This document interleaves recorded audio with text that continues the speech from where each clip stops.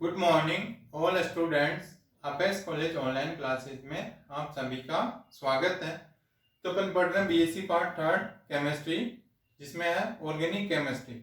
और इसमें अपना टॉपिक चल रहा था जो एमिनो एसिड वाला, एमिनो एसिड, पेप्टाइड, प्रोटीन्स और न्यूक्लिक एसिड। अब इसमें अपना टॉपिक है प्रोटीन, जिसमें चल रहा था प्रोटीन।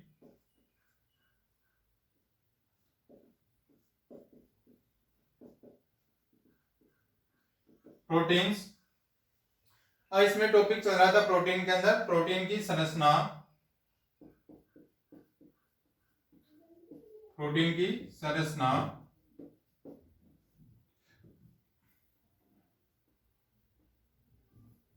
Structure of protein. तो प्रोटीन की स्ट्रक्चर क्या होती है? टू टाइप की होती है, एक तो प्राइमरी और सेकेंडरी। जैसे इसमें अपने चल रही थी प्राथमिक,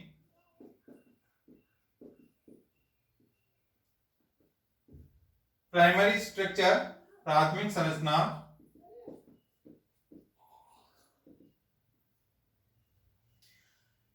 तो यानी इसमें क्या होता है, अमीनो एसिड इस प्रकार के जुड़े रहते हैं, इस प्रकार व इस क्रम में जुड़े रहते हैं जिसमें उसका अध्ययन किया जाता है। यानी अमीनो अम्लों के प्रकार व क्रम का इसमें स्टडी किया जाता है प्राथमिक संरचना में। यानी वो किस प्रकार से जुड़े हुए और किस क्रम में जुड़े हुए हैं, वो आते हैं प्राथमिक स्ट्रक्चर के अंदर। और इसका अपन का लास्ट क्लास में पढ़ रहे थे सिकल सेल एनीमिया।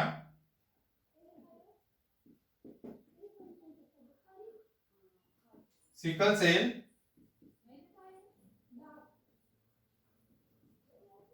एनीमिया। यानी सिकल सेल एनीमिया क्या होता है? तो सिकल सेल एनीमिया में क्या होता है, एनीमिया में क्या होता है, इसमें ग्लूटामिक एसिड के स्थान पर, जैसे कल मैंने वो लिखा थी लास्ट लाइन है, ग्लूटामिक एसिड के स्थान पर क्या आ जाता है, वेलिन एमिनो एसिड आ जाता है, जिसके कारण क्या हो जाएगा, उसके साथ रक्त कणिकाओं का साथ हीमोग्लोबिन के साथ वो क्या बन जाती है, अवक्षेपित हो जाते हैं, प्रेसिपिटेट बन जाते हैं, जिसके कारण क्या हो जाएगी, लोगों की या मनुष्य की डेथ हो जाती है। तो जिससे क्या हो जाएगा, स्वस्थ मनुष्य का यानी सामान्य हीमोग्लोबिन,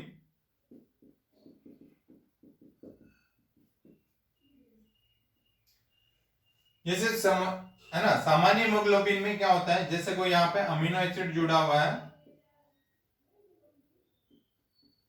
इस प्रकार इसमें क्या होता है, एमिनो एसिड ये आपस में जुड़े हुए रहते हैं, एक क्रम में जुड़े रहते हैं।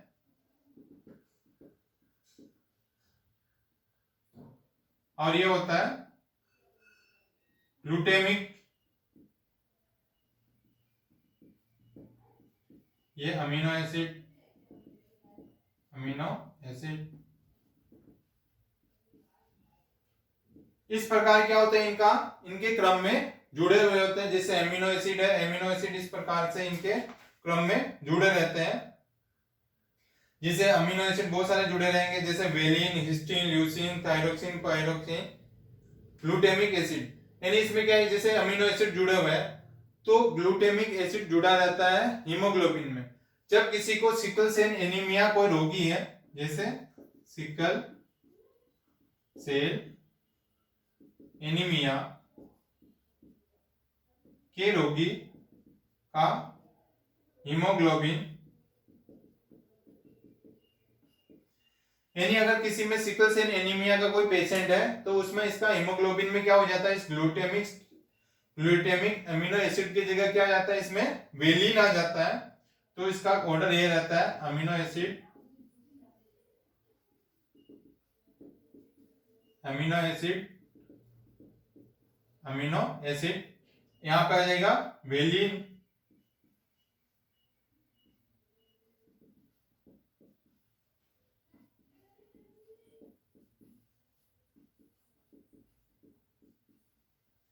यानी इस ग्लूटामिक, ये है ग्लूटामिक, ग्लूटामिक, और ये है वेलिन,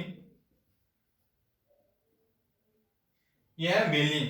यानी क्या होता है, सामान्य हीमोग्लोबिन में क्या होता है, ग्लूटामिक एमिनो एसिड होता है।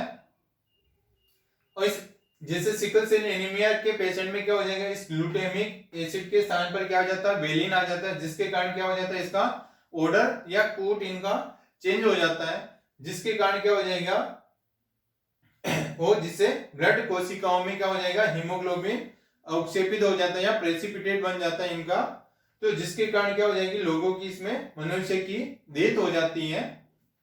इस सिकल सेल एनीमिया के रोगी के पेशेंट में क्या हो जाएगा, ग्लूटामिक अमीनो एसिड के स्थान पर क्या जाता है, वेलिन, जिसके कारण इसमें ब्लड कोशिकाओं में क्या हो जाएगा, हीमोग्लोबिन का ऑर्डर या कूट अलग हो जाता है, चेंज हो जाता है, जिसके कारण क्या हो जाएगा, मनुष्य की इसमें डेथ हो जाती है, हीमोग्लोबिन का प्रेसिपिटेट या अवक्षेपित हो जाता है। ये होगी प्राइमरी स्ट्रक्चर। अब आती है सेकेंडरी स्ट्रक्चर, यानी जैसे कोई सिकल सेल एनीमिया का कोई पेशेंट है तो उसमें क्या करना चाहिए, इनका उपयोग करना चाहिए इंसुलिन, यानी इंसुलिन का प्रमुख स्रोत जैसे पालतू पशुओं की पाचक ग्रंथि अग्नाशय रहा है, यानी इसमें क्या करना चाहिए, इंसुलिन का सेवन करना चाहिए, इंसुलिन के इंजेक्शन या इंसुलिन की डोज लेनी चाहिए, जिससे क्या हो जाएगा, सिकल सेल एनीमिया का पेशेंट ठीक हो जाता है। ये होगी प्राइमरी स्ट्रक्चर।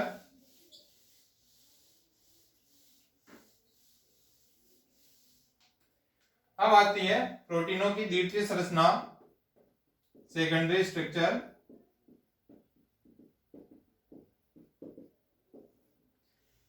प्रोटीन की सेकेंडरी स्ट्रक्चर, इसमें क्या होता है, लंबी पॉलीपेप्टाइड श्रृंखलाएं जुड़ी रहती है, तो लंबी पॉलीपेप्टाइड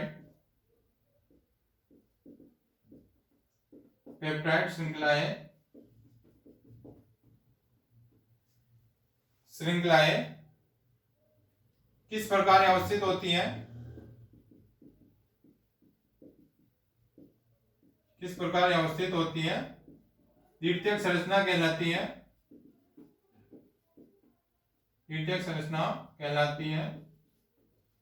यानी इसमें क्या होता है, लंबी पॉलीपेप्टाइड श्रृंखलाओं या इनकी लंबी पॉलीपेप्टाइड लॉन्ग पॉलीपेप्टाइड चेन इसमें जुड़ी रहती है, उसको बोलेंगे सेकेंडरी संरचना।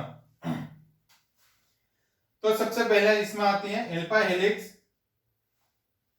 यानी ये दो प्रकार की होती हैं, एक तो होती है एल्फा हेलिक्स,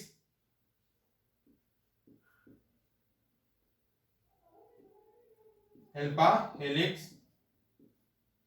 संरचना, यानी क्या होती है, सेकेंडरी संरचना वापस टू टाइप्स की होती है। सबसे पहली होती है एल्फा हेलिक्स संरचना, यानी इसमें क्या होते हैं, एक सरल पॉलीपेप्टाइड श्रृंखला, एक सरल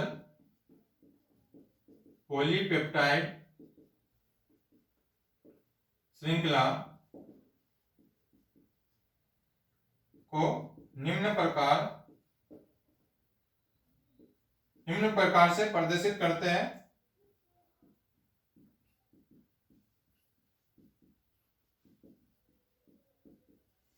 यानी एल्फा हेलिक्स संरचना में क्या होता है, एक सरल पॉलीपेप्टाइड श्रृंखला को इस प्रकार से प्रदर्शित किया जा सकता है, जैसे इसमें नाइट्रोजन, ये हाइड्रोजन है, ये ऑक्सीजन, ये कार्बन हो गया है ना, कार्बन, ये हाइड्रोजन,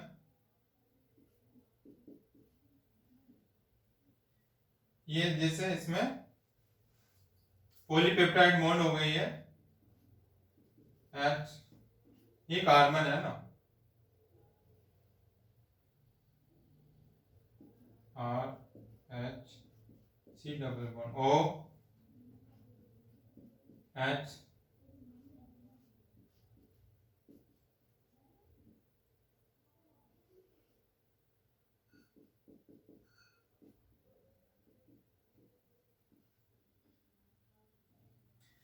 ये होती है सरल पॉलीपेप्टाइड की संरचना। यानी इसमें क्या होंगे, इस प्रकार से CONH ये पॉलीपेप्टाइड बॉन्ड है और CONH ये पॉलीपेप्टाइड बॉन्ड है, यानी पेप्टाइड बॉन्ड ये भी पेप्टाइड बॉन्ड है। तो इस प्रकार से इनका पॉलीपेप्टाइड सरल पॉलीपेप्टाइड की संरचना होती है। अब होती है अल्फा हेलिक्स संरचना, इसमें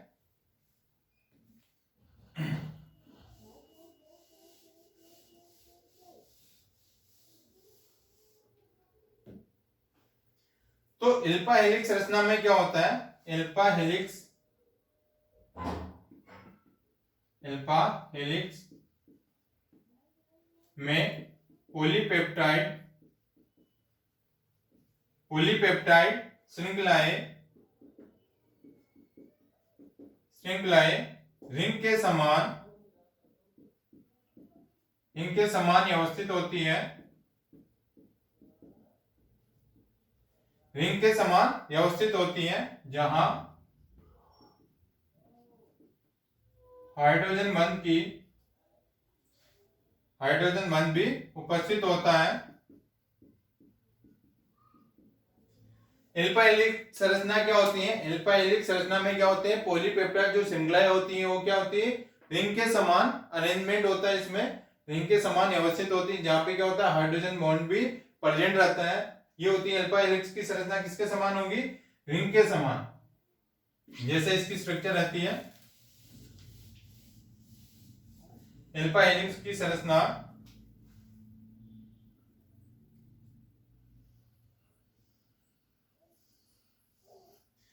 इस प्रकार से रिंग के समान संरचना होती है। ये हो जाएगा जैसे carbon NH, carbon NHO, NH। ये होती है अल्फा हेलिक्स संरचना। ये होती है अल्फा हेलिक्स संरचना जो क्या होती है? इसके रिंग के समान संरचना होती है जिसमें ये हाइड्रोजन बॉन्ड भी क्या होते हैं? इसमें प्रेजेंट होते हैं, यानी हाइड्रोजन बॉन्ड होते हैं, NH ग्रुप होते हैं और इसमें CO समूह भी होते हैं। ये होती है इसकी सर्पिलाकार संरचना, रिंग के समान संरचना, यानी इसकी आकृति कैसी होती है? सर्पिलाकार। ये होगी इसमें सेकेंडरी संरचना। अब आती है इसमें, फर्स्ट तो हो गई अल्फा हेलिक्स, अब सेकंड आती है बीटा। ये अल्फा हेलिक्स की संरचना है।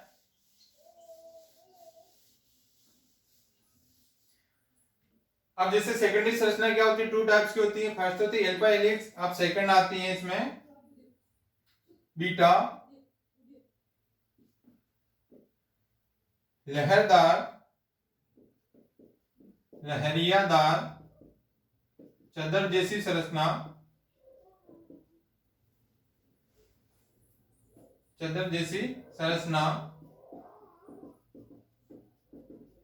यानी क्या होती है? बीटा प्लेटेड शीट्स, यानी बीटा लहरियादार चादर जैसी इसमें संरचना होती है।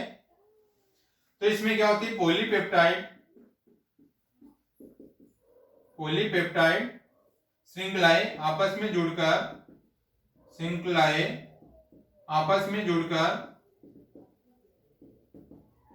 पॉलीपेप्टाइड श्रृंखलाएं आपस में जुड़कर चदरनुमा संरचना का निर्माण करती है। तो बीटा लहरियादार चदरनुमा ये संरचना का क्या करती है? निर्माण करती है। यानी पॉलीपेप्टाइड श्रृंखलाएं क्या करती हैं? आपस में जुड़कर चदरनुमा संरचना का निर्माण करती हैं। अब कैसे होती है इनकी स्ट्रक्चर? जैसे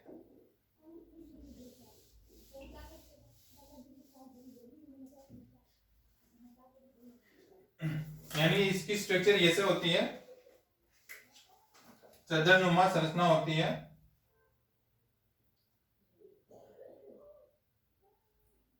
जैसे यहां हो गया नाइट्रोजन, ये हाइड्रोजन, ऑक्सीजन, कार्बन, नाइट्रोजन, ये हाइड्रोजन, कार्बन, ऑक्सीजन,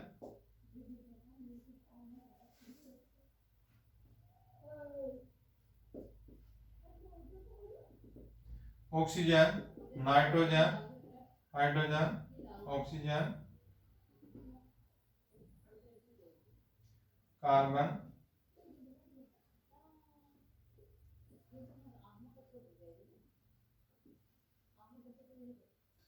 इस प्रकार इनकी चतुर्नुमा सीट या इस प्रकार से इनकी बनती रहती है।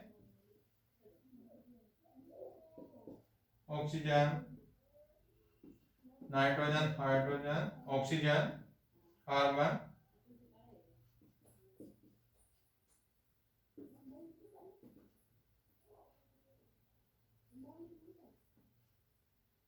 यानी ये क्या हो जाएंगे, जहां डॉटेड है वहां पे क्या, पेप्टाइड बॉन्ड, जहां डॉटेड दिख रहे हैं यानी नाइट्रोजन और ये NH और CO के बीच में क्या होता है, पेप्टाइड बॉन्ड, जहां डॉटेड है वहां पे क्या है, पेप्टाइड बॉन्ड।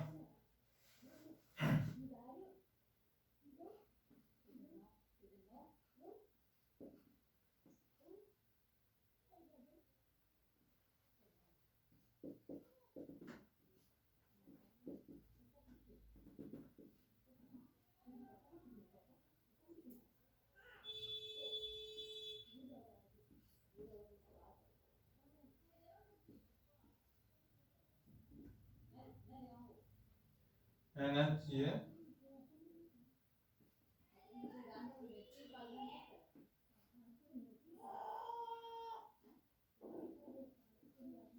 इस प्रकार इसमें चंद्रनुमा स्ट्रक्चर बनती है, जिसमें क्या होती है, ये पेप्टाइड बॉन्ड होती है और ये कैसी होती है, लहरदार होती है, यानी ये जैसे लहरें होती है वैसे क्या होती है, इसमें ये लहरदार स्ट्रक्चर रहती है, जैसे ऐसे इसमें भी ये, यानी ये क्या हो रही है, ऐसे स्ट्रक्चर और ये ऐसे, और इसी प्रकार ये नीचे भी ऐसे जुड़ी रहती है, तो यानी इसकी स्ट्रक्चर क्या होती है, जैसे इस प्रकार से।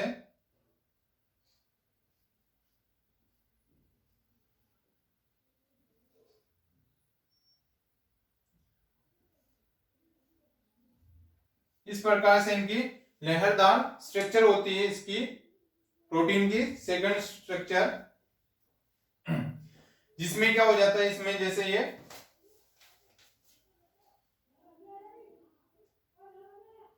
हो गई जैसे इसकी प्रथम श्रृंखला, और ये हो गया इसमें हाइड्रोजन बांध, इसमें हाइड्रोजन बांध भी पाए जाते हैं, और ये इसकी हो गई द्वितीयक श्रृंखला,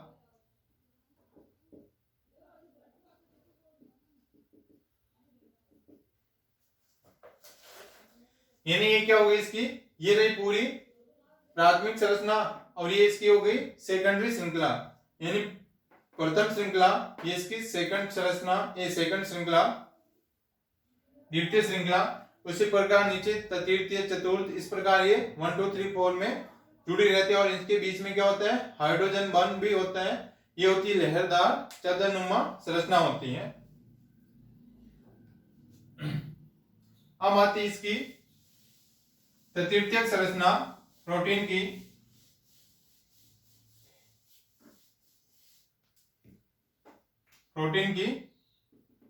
तृतीयक संरचना यानी प्राइमरी, सेकेंडरी और टर्शियरी स्ट्रक्चर होती है। तो इसमें क्या होती है, जो गोलाकार संरचना विभिन्न द्वितीयक संरचना, यानी जो क्या हो जाएगी, गोलाकार संरचना विभिन्न द्वितीयक संरचनाएं फोल्ड होकर गोलाकार प्रोटीन का निर्माण करती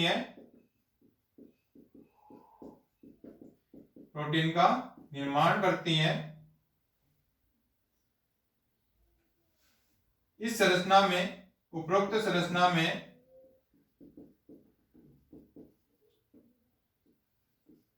भिन्न बंध उपस्थित होते हैं,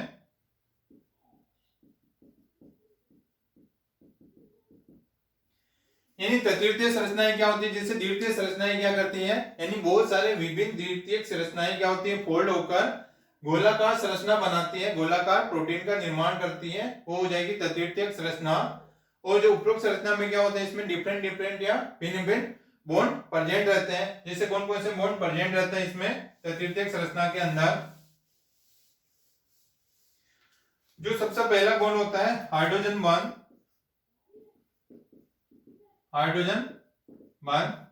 यानी इसमें क्या होता है, हाइड्रोजन बंध भी उपस्थित होता है। यानी ये क्या होते हैं, CO व CN समूह के मध्य उपस्थित होता है,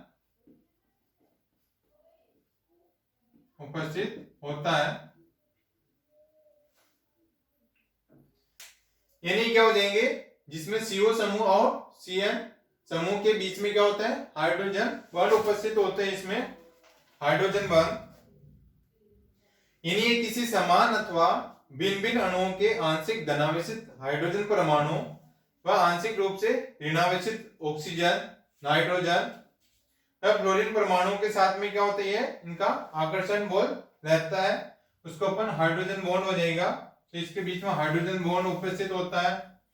और सेकंड आता है इसमें आयनिक बंध। आयनिक बंध, जो आयनिक बंध क्या होता है, ये श्रृंखला के प्रारंभिक व अंतिम सिरे पर धनायन व ऋणायन के मध्य उपस्थित होता है। यानी जैसे क्या हो जाएंगे, पॉलीपेप्टाइड श्रृंखलाएं होती हैं, जैसे उसके प्रारंभिक और अंतिम, इधर तो जैसे CO समूह जुड़ा हुआ है, इधर क्या NH समूह जुड़ा हुआ है, तो उसके बीच में यानी प्रारंभिक और अंतिम सिरे पर क्या होगा, या तो धनायन होता है या धनायन और ऋणायन के बीच में आयनिक बॉन्ड उपस्थित होता है। और इसमें थर्ड आता है सहसंयोजक या कोवेलेंट बॉन्ड, कोवेलेंट बॉन्ड। जैसे इसमें क्या होते हैं, सिस्टाइन, ये सारी प्रोटीन है वह, यानी सिस्टाइन के सल्फर द्वारा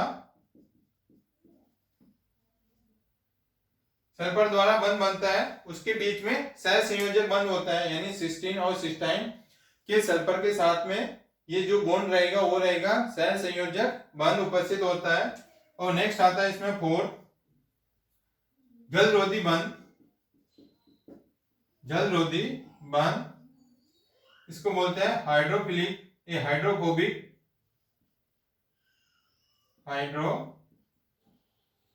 बॉन्ड। हाइड्रोफोबिक बॉन्ड यानी ये क्या होती है, श्रृंखलाएं इस प्रकार से जुड़ी होती हैं कि प्रोटीन अणु क्या होंगे, जलरोधी होते हैं। यानी जलरोधी यानी जल के साथ में इसकी बंध नहीं बनते हैं, उसको बोलते हैं हाइड्रोफोबिक बॉन्ड। यानी प्रोटीन इस प्रकार या इसकी श्रृंखला इस प्रकार से जुड़ी रहती है कि H2O के साथ में इसका बंध नहीं बने, यानी उसका दूर रहे उसका बंध, उसको बोलते हैं जलरोधी बंध। अब इसकी तृतीय संरचना इस प्रकार से होती है।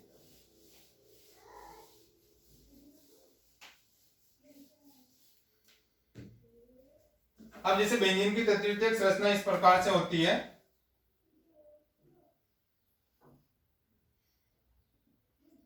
CH3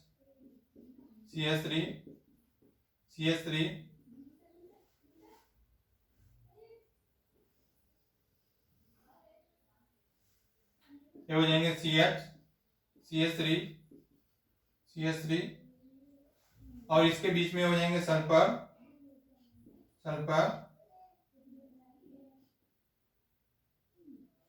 C double bond O,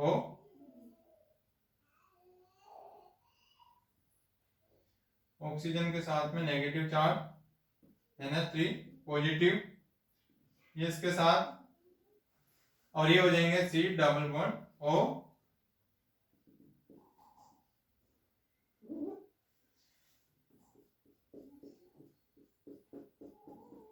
इस प्रकार इसकी तृतीयक संरचना होती है प्रोटीन की।